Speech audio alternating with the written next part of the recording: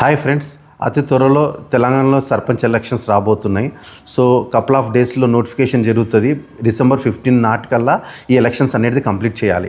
కాకపోతే ఏంటంటే ఈ ఎలక్షన్స్ కంప్లీట్ చేస్తేనే డిసెంబర్ ఎండింగ్ కల్లా వాళ్ళకి 3,000 రూపాయలు నిధులు వస్తాయి, లేదంటే పోతాయి.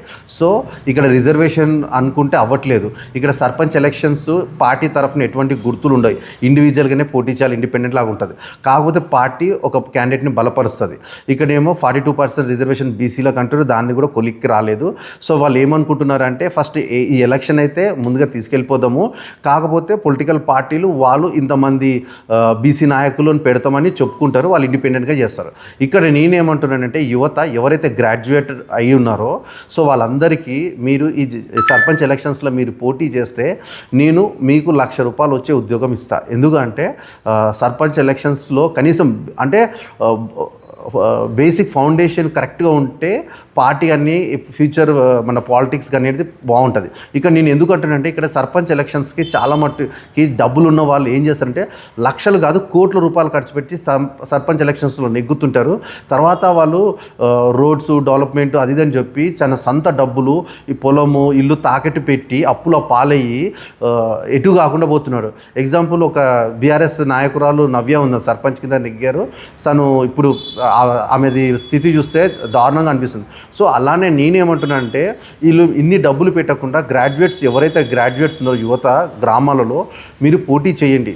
మీకు నేను ఏం చేస్తాను, మీరు గ్రాడ్యుయేట్గా సర్పంచ్ ఎలక్షన్లో పోటీ చేస్తే అది రిజల్ట్ పక్కన పెట్టేయండి. మీరు ఒకటే చెప్పండి, మీరు ఏంటంటే యువతకి ఎడ్యుకేషన్ ఇస్తాను, స్కిల్ సెట్ ఇస్తాను, ఎంప్లాయ్మెంట్ చూపిస్తానని. అది నా మాటగా మీరు తెలియజేయండి. ఎందుకంటే నేను ఇచ్చేది ఏం చెప్తున్నానంటే ఎవరైతే ఇది సర్పంచ్గా పోటీ చేస్తారో వాళ్ళకి ఒక సాఫ్ట్వేర్ 30-40 వేల రూపాయల కోర్స్ సాఫ్ట్వేర్ నేర్పించి నెలకు ₹1,00,000 వచ్చేటట్టు చేస్తారు. ఇటు సర్పంచ్గా చేయొచ్చు, మీరు సిటీలో జాబ్ కూడా చేయొచ్చు, వర్క్ ఫ్రమ్ హోమ్ కూడా ఉన్నాయి. సో ఇలాంటి అవకాశం మళ్ళీ రాదు.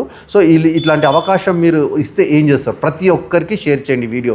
నేను లైక్లు సబ్స్క్రైబ్ కోసం చూడట్లేదు, కాకపోతే ఈ విషయం వెళ్ళాలి. దీనికి వెళ్ళాలంటే ఏం చేయాలి, మీరు లైక్ కామెంట్ సబ్స్క్రైబ్ చేస్తేనే వేల మందికి వెళ్తుంది, చాలామందికి ఉపయోగపడుతుంది. సో ఎవరైతే జాబ్స్ కోసం చూస్తున్నారో వాళ్ళకి ఎస్పెషల్లీ ఇది ఫార్వర్డ్ చేయండి. యువత మీ విలేజ్లో చాలామంది హైదరాబాద్లో ఇక్కడ పనిచేస్తున్నారని తెలుసు, విలేజ్లో ఓటు వేయడానికి ఎలా వెళ్తారో మీరు ఈ సర్పంచ్ ఎలక్షన్కి కూడా మీరు పోటీ చేయమని నా రికమెండేషన్. మీరు చేసి అక్కడ నెగ్గకపోయినా నా ముందుకు వస్తే మీకు చెప్తున్నాను కదా, ఫ్రీగా ట్రైనింగ్ ఇచ్చి ఐటీ సెక్టర్లో జాబ్ పెట్టించే బాధ్యత నాది. ఇలాంటి అవకాశం మళ్ళీ రాదు, ఏ గవర్నమెంట్ ఈ పని చేయదు. కాకపోతే నేను ఒక మంచి కాజ్ కోసానికి వస్తున్నాను, మీరు కూడా అదే పనిలో వెళ్తారని అనుకుంటున్నాను. Thank you.